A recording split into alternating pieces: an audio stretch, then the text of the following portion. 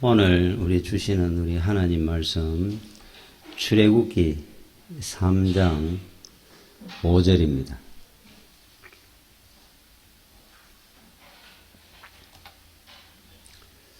출애굽기 3장 5절 하나님이 이르시되 이리로 가까이 오지 말라. 네가 선 곳은 거룩한 땅이니 내 발에서 신을 벗으라. 아멘. 우리 사람의 그 가치는 그 사람의 어떤 재산이나 용모나 외모나 어떤 지식이나 이것으로 우리가 판단하는 것이 아니고 그 사람이 어떤 일을 하느냐, 지위가 어떤 직위를 맡아서 일을 하느냐, 또 어떤 사람에게 쓰임을 받느냐, 그게 굉장히 더 중요하게 생각을 합니다. 사람은 보람을 먹고 산다 그러죠. 그래서 어떤 사람의 나를 필요로 하느냐, 어떤 사람이 거기에 대한 보람이 굉장히 큽니다. 예를 들면은 우리 아가씨 때는 못 살겠다, 힘들다, 죽겠다 이런 말을 이래 하다가 결혼을 하고 나면은 엄마가 되면은 세상에 인구가 50억, 80억이 있어도 딱 한 사람, 절대적인 자기의 도움을 원하는 딱 한 사람이 생기는 겁니다. 아기. 그 한 사람에 의해서 행복을 느끼게 되고 삶의 이유를 알게 돼요. 그래서 엄마는 강해지는 겁니다. 아가씨 때는 바퀴벌레 하나도 못 잡다가 독사도 잡습니다. 아기를 위해서라면. 세상에 누가 나를 필요로 하느냐, 그게 굉장히 중요합니다. 나는 내 자신을 이래 볼 때 나는 불필요한 존재 같은데, 부족하고 모자라고 별로 쓸모가 없는 것 같은데, 나를 필요로 하는 세상에 어떤 사람이 있다고 한다면은 그 보람이나 행복감, 자존감은 엄청납니다. 그런데 그분이 만약에 만물을 창조하신 하나님이라면 하나님이 나를 필요로 하신다. 세상에 이렇게 많은 사람들 중에 제일 못나고 부족한 나를, 다른 어떤 사람도 아니고 하나님이 나를 필요로 하신다 그럴 때는 달라집니다. 이 상황이. 생명을 거는 겁니다. 그래서 사도 바울이고 주기철 목사님이고 순교자들이 세상에 사람이 나를 필요로 하는데도 그렇게 사람은 강해질 수 있고 행복을 느낄 수 있는데, 하나님이 나를 필요로 하신다는 걸 알게 되면은 그 행복감이나 내 삶의 이유가 엄청난 겁니다. 자존감이. 생명을 걸죠. 자, 오늘 이 본문 이후에 보면 10절, 11절에 이런 말씀이 나옵니다. 이제 내가 너를 바로에게 보내어 너에게 내 백성 이스라엘 자손을 애굽에서 인도하여 내게 하리라. 모세가 하나님께 아뢰되 내가 누구이기에 바로에게 가며 이스라엘 자손을 애굽에서 인도하여 내리까? 나를 잘 알지 않습니까? 모세가 그 당시 어떤 상황이었느냐? 살인자였죠. 애굽의 감독관을 죽이고 지명수배를 받아 도망을 나왔습니다. 광야에 살면서 처가살이하는 나이 80대 노인입니다. 아무짝에도 필요로 하는 사람도 없고 쓸모가 없는 사람. 그런데 하나님께서 그를 찾아오셔가지고 필요하다는 겁니다. 네가. 그래서 네가 가서 애굽의 내 백성들을 구원해내라 그럽니다. 모세가 하나님 앞에 먼저 구한 것이 아니고 하나님이 모세를 먼저 지명을 한 거예요. 그러면 여기에 하나 답이 뭐냐? 먼저 고용하고 지명한 사람이 책임을 집니다.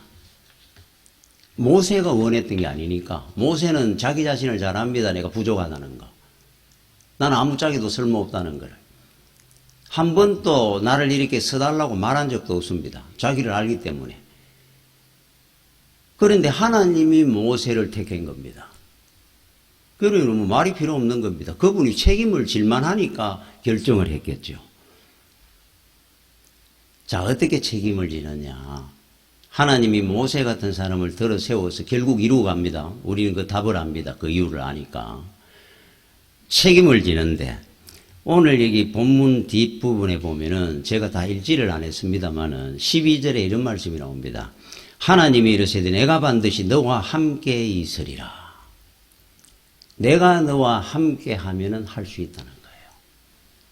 네 혼자는 못하지만은. 네가 하는 일은 내가 하는 일이고 네 일을 내가 해줄 거니까. 그러니까 뭘 신경을 쓰고 걱정할 거 있느냐. 모세가 이런 말도 하죠. 나는 말을 잘 못합니다. 나는 살인자고 또 나이에 아무 데도 쓸 수 있는 목자입니다. 가라. 네 가진 게 뭐냐. 지팡이 하나밖에 그거 들고 가라. 그 지팡이로 훗날 10가지 재앙을 일으키는 능력의 지팡이가 되도록 하시고. 말을 못합니다. 그러니까 하나님께서 진노하며 이렇게 말합니다. 그 입을 누가 지었느냐 그래요. 입을 지은 자가 누구냐. 내가 책임을 질 것이라는 거예요. 그래 답이 뭐냐 하면은 우리는 못합니다. 하나님이 함께 하니까 우리는 할 수 있는 거예요.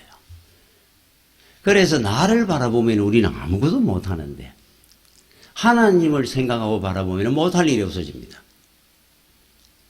평생을 아프리카의 선교사로 일생을 바쳤던 리빙스턴이 옥스퍼드 대학교가 채플 시간에 예배를 인도하고 예배를 끝나고 나니까 학생들이 질문을 합니다.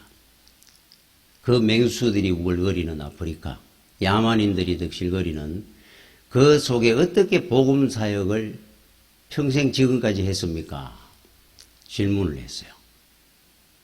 그때 리빙스턴이 그 성경의 한 구절을 인용을 해가 이렇게 대답을 했습니다. 마태복음 28장 20절에 볼지어다 내가 세상 끝날까지 너희와 항상 함께 있으리라. 하나님께서 나와 함께 하기 때문에 내가 어떤 곳에 가더라도 나는 승리할 수 있었습니다. 하는 거예요.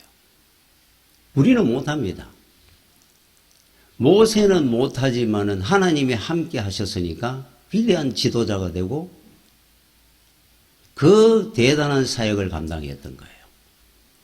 여호수아와 함께 했기 때문에 여호수아는 가나안을 정복했습니다. 요셉과 함께 했기 때문에 평생을 믿음으로 그는 승리했습니다. 다윗과 함께 했기 때문에 골리앗을 쓰러뜨렸어요. 하나님이 함께 했기 때문에. 오늘 저와 여러분과 하나님이 함께 하기 때문에 오늘까지 우리는 믿음으로 승리하고 사는 겁니다.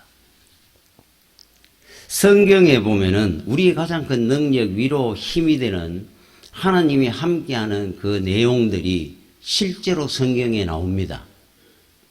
우리는 하나님이 안 보입니다. 특히 힘들고 어려울 때는 굉장히 힘들어합니다. 그래서 더 힘들어합니다. 기도도 잘 안 됩니다.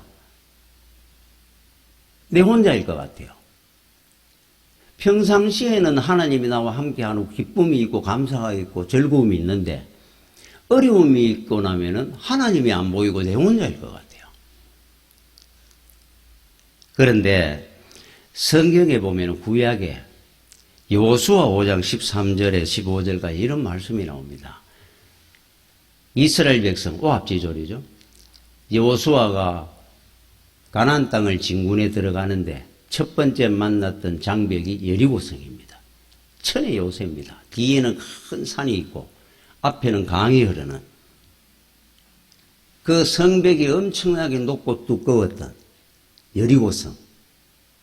군대가 그렇게 제국의 군대가 있어도 점령하기 힘들었던 여리고성을 점령해야 넘어갑니다. 가나안 땅을. 무기 하나 없습니다. 이스라엘 백성들이.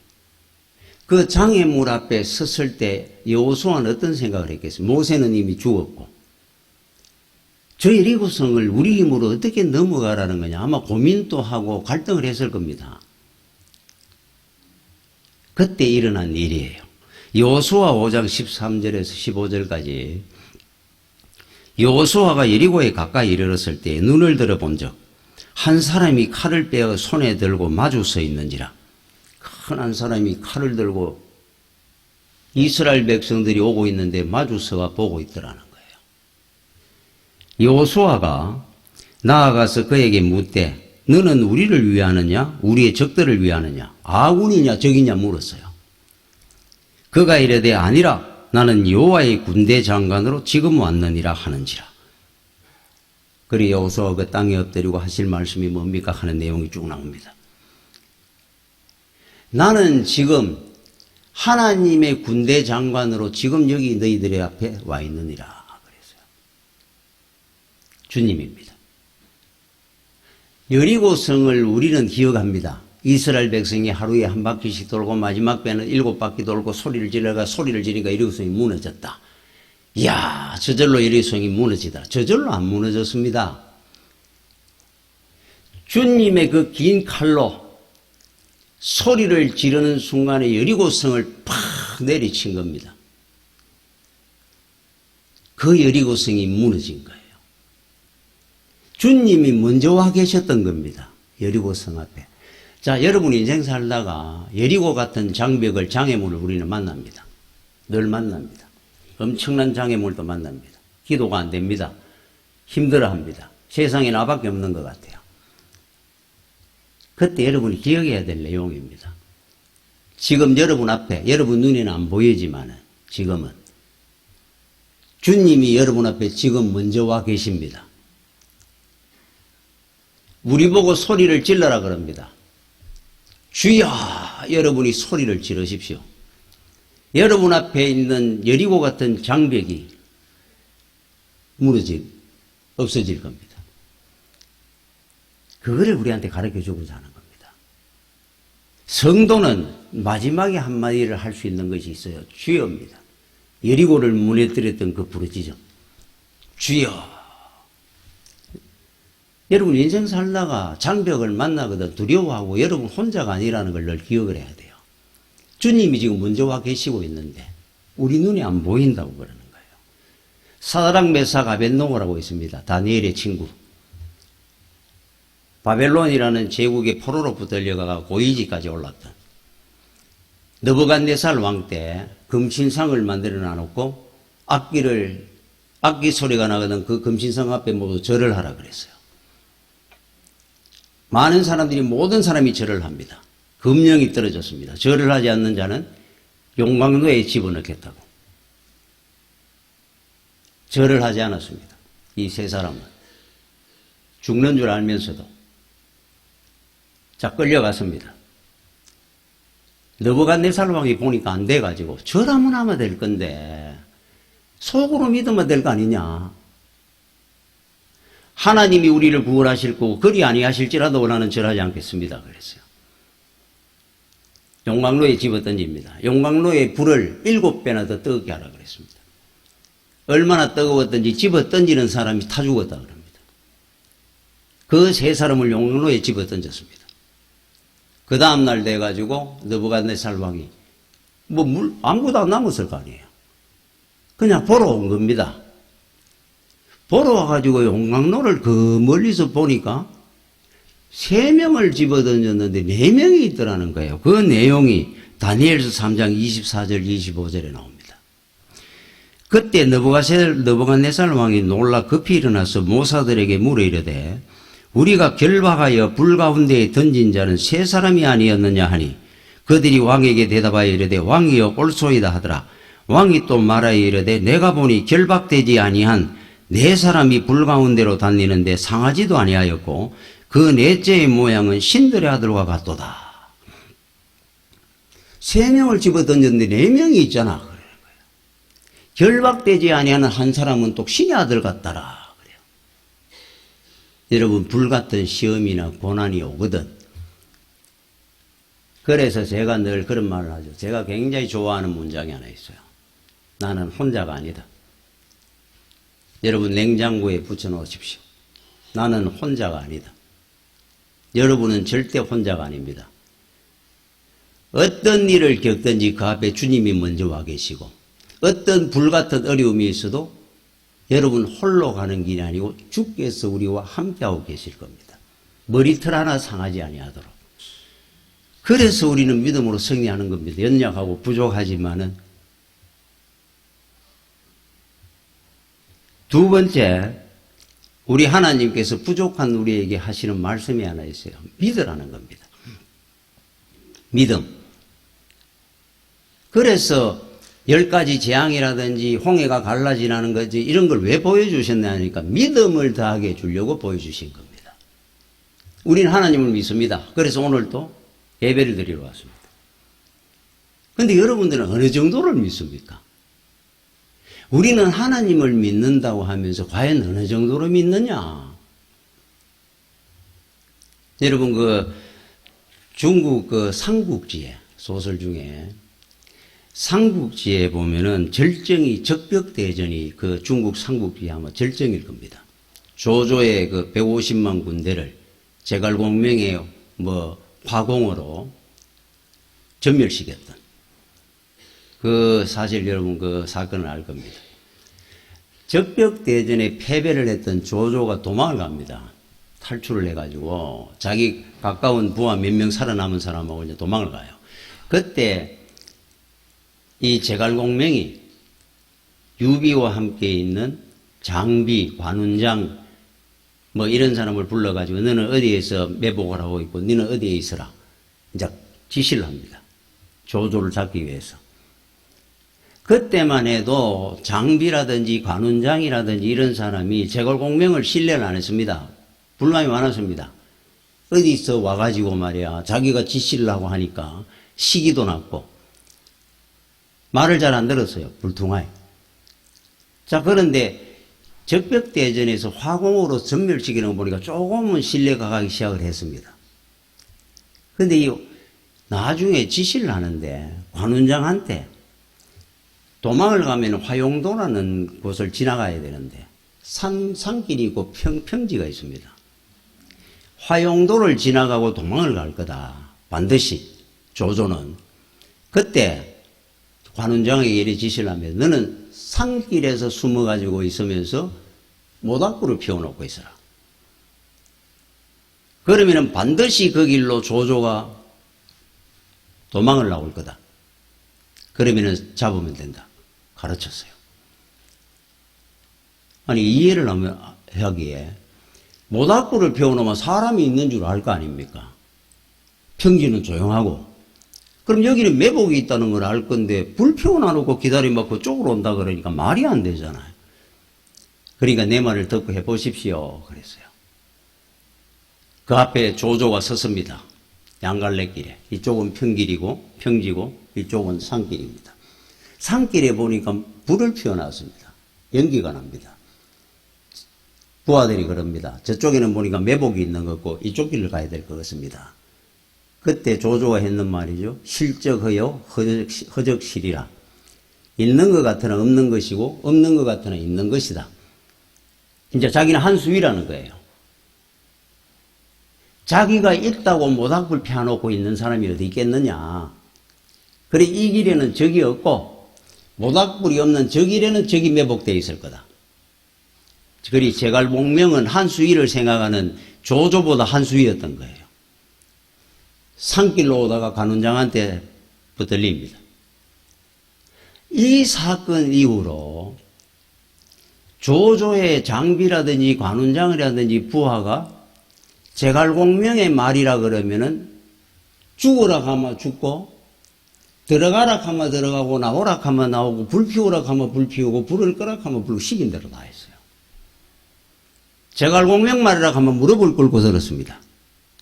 경험해 봤거든요. 야, 대단하거든요. 그 화공으로 적벽대전을 하는 것부터 화용도에서 조조를 사로잡는 거 하며 모닥불 피워놓고 있으면 잡을 것이다. 그래서 그대로 고길로 오는. 제갈공명 말만 들으면 무조건 백전백승하는구나. 하나가 됐어요. 제가 왜 이야기를 하느냐 하면은 우리가 제갈공명보다 하나님을 안 믿는다는 겁니다. 제갈공명이 화공으로 150만을 전멸을 시키고 화용도에서 산길로 오도록 만들어가 조조를 포로로 잡고 그 정도의 제갈공명을 보면서도 목숨을 걸고 믿는데 우리 하나님이 여러분 제갈공명보다 못하겠습니까? 이스라엘에가 천지가 있는 만물이 일어나는 그 하나님에 대한 믿음이 제갈공명을 믿는 장비 관원장의 믿음보다 100분의 1도 안 돼요. 이 놀랍지 않습니까? 기도 실컷하고는 결론은 자기가 결국 내고 자기가 결정합니다. 하나님을 못 믿어요.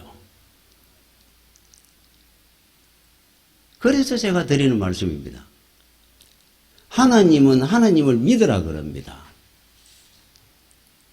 그래야 역사가 일어나는 거예요.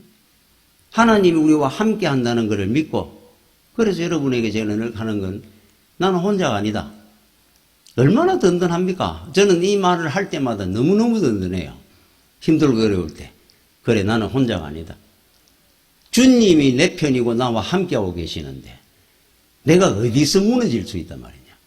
내가 어떻게 패배할 수 있단 말이냐. 또 하나 하나님에 대한 믿음이 내가 없어 그렇지 믿음만 있으면 내가 못할 것이 무엇이 있단 말이냐. 그게 우리가 가져야 될 믿음이고 마음입니다. 하나님은 절대로 대안을 안 찾습니다. 대안 그러죠. 이걸 해보고 안 되면 저쪽 B 프로젝트, C 프로젝트. 하나님은 그게 없습니다. 사람은 하나 결정을 하죠. 한번 모세면은 영원한 모세입니다. 모세를 결정을 했다 아니야 안 되겠구나. 나는 진짜 말도 제대로 못하고 살인자고 보니까 여러 가지 부족한 것이 많아서 내가 너를 들어 못 서겠구나. 바꾸는 법이 절대로 없습니다. 하나님은 완전하시고 그래서 우리는 하나님을 믿을 수 있는 거예요. 사람 못 믿습니다. 점진적으로 바뀌는데. 그래서 하나님을 믿으라 그럽니다. 여러분들을 지금 하나님을 믿으시고 자리를 줬습니다. 사명을. 여러분이 하나 가져야 될 마음이 하나 있어요. 이거를 내가 하다가 아이고 내 못하겠습니다 하고 발 빼면은 뭐 딴 사람 하겠지. 그거 여러분들이 해야 될 일입니다. 하나님 안 바꾸습니다. 하나님이 한번 결정하고 사명을 주고 직분을 주고 나면은 그 다음에는 여러분들이 하겠다 말다 결정을 아무리 해보십시오. 안 하도록 만드는지. 그거 여러분 거예요. 그것까지 여러분들이 해야 됩니다. 한번 하나님이 결정이 나면 하나님은 대안을 찾거나 사람을 바꾸는 법이 없습니다. 제가 경험 하나를 이야기를 해드리면은 우리 교회를 제가 건축을 하고 재정적으로 그때 IMF가 왔어요.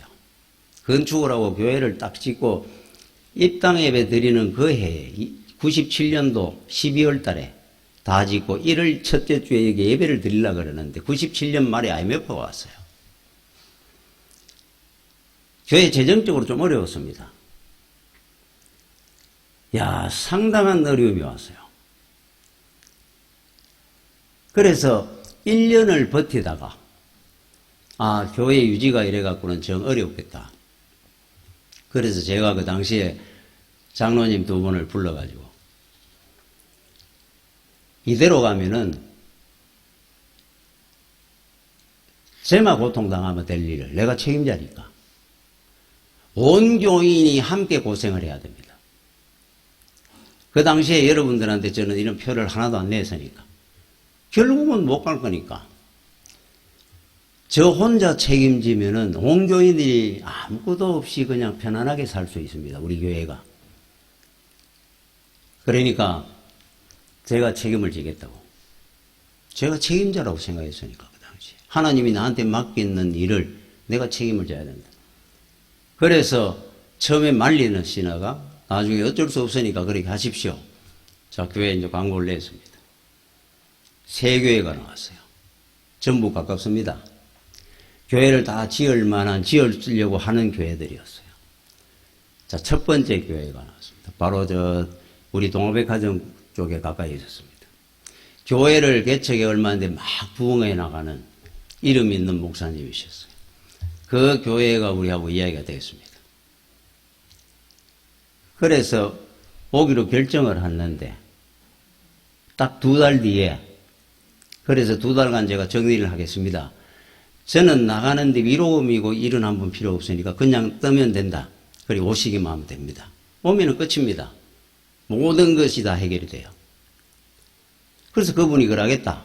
교회도 와보고 다 결정을 했는데 한 달 뒤에 그 목사님하고 교회하고 싸움이 어떻게 났는지 교회가 문을 갑자기 닫아버렸어요. 2달 뒤에 우리 교회 오기로 했는데 한 달 안 가놓고 4주 안 가놓고 우리는 그렇게 알고 기다리고 있었는데 교회가 갑자기 문을 닫아버렸어요. 그래서 나중에 그 사정에 대해서는 알게 됐는데 제가 여러분들에게 말씀드리기는 그렇고 이제 그래서 못하게 됐습니다. 자, 2번째 교회가 있었습니다. 그거 사기로 했어요. 오래된 교회고 교회를 지어야 될 상황입니다. 안 가까운 데. 그런데 오기로 해가지고 결정을 했는데 장로님 4분이 계신데 2대2로 싸움이 난 거예요. 결정을 하고 난 뒤에 한 달 뒤에 들어가자 그랬는데 2명은 가자 그러고 2명은 반대해가지고 교회가 둘로 갈라질 상황이 됐어요. 안 간다 그러고 간다 그러고. 그래서 그 목사님이 교회가 지금 깨질 판이 됐습니다. 그래 미안하다고 우리 못 하겠다고. 우린 따로 지어야 되겠다고. 이야, 이거 이렇게 지어가지고 교회가 그때 꽉 차가 있을 텐데 이해가 안 되네 싶었어요. 그리고 마지막에 이제 교회입니다. 그 교회는 상가도 갖고 있고 땅도 갖고 있고 해가지고 이 교회 우리가 제가 이래 보면서 이 교회는 도로겠구나. 그래서 그 목사님을 만났습니다. 결정을 했습니다. 했는데 한 2주일 뒤에 전화가 와가 만나자 그래 만났더니만 꿈자리가 시끄러워서 안 되겠대. 나는 또 그 이야기는 또 처음 들어요. 목사가 꿈자리가 시끄러워. 그래서 제가 무슨 꿈자리가 시끄럽습니까? 목사님하고 그 교회 간다고 결정을 했구나. 그날부터 잠을 못 잤다는 거예요. 매일 꿈을 꾸는데 제가 그 교회에 들어가면 죽을 것 같대. 그런데 어떻게 들어갑니까? 그래요. 이 덩치도 크다. 키가 180 넘으신 분이고 제가 그래서 그 사무실에 앉아가 이야기를 하다가 야, 별 희한한 그게 다 있고 핑계거리도 아닌 것 같아. 뭐 꿈자리 때문에 교회를 들어오는데 못하겠다 그러니까. 그래서 제가 몇 번 달게도 안 돼요. 그러고 나니까 오늘 교회가 하나도 없어져 버렸어요. 그러느라고 한 6개월이 갔습니다. 그때 제가 뭘 느꼈느냐 하면은 하나님 앞에 한번 걸리면은 요나처럼 못 빠져나가는구나. 이거는 내가 죽거나 사나 하나님이 내보고 하라는 거구나. 네가 하다가 못 견디 죽더라도 이거는 네가 시작하니까 네가 마무리해야지. 너는 어디 빠져나가려고 하느냐? 한 번 모세면은 영원한 모세구나. 제가 그때 그걸 느꼈습니다. 그래서 내가 장로님들을 복했죠. 광고도 낼 것도 없습니다. 대봐야 안 될 것 같습니다. 이거는 내가 가야 됩니다. 보니까. 죽든지 살든지. 그러다가 2년이 가고 3년이 가면서 교회가 자리를 잡은 거예요. 그래서 제가 여러분들에게 그 경험을 해가지고 드리는 말씀입니다. 여러분들이 하나 알아야 될 것이 있어요. 저는 교회 문제로 그랬지만 여러분들은 가지고 있는 직분도 있고 사명이 있습니다. 하다가 보면은 나는 이거 못하겠다. 힘든다. 내 아니면 딴 사람 하겠지. 여러분이 해야 됩니다. 빠져나가면 빠져나가는 것만큼 요나처럼 고생만 더 합니다. 일만 더 꼬입니다. 하나님이 이미 결정을 할 때는 네가 해 그래 대안이 없습니다. 대안을 안 만듭니다. 하나님은 결정하면 끝까지 영원한 결정입니다. 그거를 여러분들이 기억하라고 믿음 생활하라고 제가 드리는 말씀이에요. 꼭 기억하십시오. 마지막으로 제가 말씀을 하나 드리겠습니다. 오늘 본문에 읽었던 내 발에서 신을 벗어라. 과거와의 단절을 이야기합니다. 과거 단절. 여러분 인생 살다가 제일 힘든 게 뭡니까? 세상 삶과의 단절입니다. 친구들, 내 사고방식, 세상의 가치관. 이거 끊는 것 굉장히 힘들고 어렵습니다. 어렵죠. 저는 신학 한다고 결정을 하면 제일 먼저 했는 게 친구를 끊었습니다. 친구들을 다. 꼭 그럴 필요까지 있느냐 그러더라고 한 친구가. 내가 그럴 필요가 없는 것이 아니고 니는 서울 가고 나는 부산 가는데 어떻게 같이 갈 수 있겠노? 그랬죠. 끊었습니다. 자, 여러분들이 하나 가져야 될 것이 있어요. 세상과 하나님의 영적인 부분과 같이 못 갑니다. 결국은. 안 섞입니다. 물과 기름입니다. 하나를 선택을 해야 돼요. 이게 굉장히 힘듭니다. 20년, 30년을 믿어도 이 결정 못하고 평생을 육과 영이 함께 가는 사람 많습니다. 그래서 믿음이 늘 제자리입니다. 한 발짝도 성장을 안 합니다. 그거를 여러분들이 이겨내가 결정을 하는 겁니다. 신을 벗어야 됩니다. 그동안 딛고 뛰다니던 그것들을. 내 사고방식, 가치관, 내 세상의 어떤 사람들, 취미, 이 중에 하나를 영적으로 이거는 문제가 있다 싶으면 끊지 아니하면은 신을 안 벗으면은 절대로 하나님의 거룩한 사명을 감당을 못 합니다. 힘듭니다. 제일 어려운 부분입니다, 이게. 하셔야 돼요. 제가 이야기 안 하고 마치겠습니다. 여러분, 솔개라는 새가 있죠? 솔개는 그 수명이 원래 70년이라 그러네요. 이야, 저 깜짝 놀랐어요. 70년을 산답니다. 그런데 많은 솔개들이 40년 정도 살다가 죽는다 그래요. 왜 그러냐면은 40년 정도 살고 나면은 이 솔개가 굉장한 갱생을 할 수 있는 결단을 하나 해야 된답니다. 40년을 섰던 발톱, 부리, 깃털, 이게 40년을 서원하면 이리 낡고 이제 뭐 사냥을 제대로 못 하는 겁니다. 발톱이 낡아가지고. 뿌리가 낡아가지고. 자, 그러면 이걸 어떻게 해야 되느냐? 이 솔개가 결단을 한다 그래요. 저 산에 바위 위에 올라가가지고 어느 날부터 뿌리를 바위를 찍는답니다. 뿌리로. 뿌리가 다 깨진다 그래요. 그 얼마나 고통이겠습니까? 그러고 있으면은 뿌리가 새로 납니다. 새 뿌리가. 이 뿌리를 가지고 그 다음에 두 번째 하는 일이 발톱을 찍어낸답니다. 피가 줄줄 흐르는데. 이 발톱으로는 사냥이 안 돼요. 또 찍어낸답니다. 다. 세 번째 이 새로 난 뿌리를 가지고 털을 뽑아낸답니다. 하나하나 다 뽑아낸다 그래요. 피가 줄줄 흐릅니다. 그러고 나면은 나중에 털이 새로 난답니다. 그 무거운 털을 다 뽑아내고 새로 내도록 만들어요. 그리고 30년을 또 더 산답니다. 어떻게 뭐 거듭나는 과정입니다. 갱생 과정. 그렇죠. 엄청난 고통입니다. 그래서 어떤 솔개들은 이 과정을 하기 전에 죽는답니다. 많은 솔개들이. 안 그러면은 70년을 더 살고. 여러분 기억하십시오. 이 과정이 있어야 여러분들이 거듭남의 그 고통이 있어야 믿음으로 한 번 더 새 출발이 시작되는 겁니다. 그저는 안 됩니다. 공짜는 없습니다. 믿음으로 승리하는 여러분들이 되시기를 축원합니다. 기도하겠습니다. 주여 은혜를 감사를 드립니다. 우리가 믿음으로 세상 가운데 살면서 승리할 수 있도록 그러나 부족하고 연약합니다. 주께서 늘 함께 하심을 믿습니다. 주님의 은혜와 능력과 사랑을 믿습니다. 우리의 모든 것들을 다 버리고 새롭게 시작할 수 있는 거듭남의 은혜를 더하여 주시옵소서. 예수님 이름으로 기도드립니다. 아멘.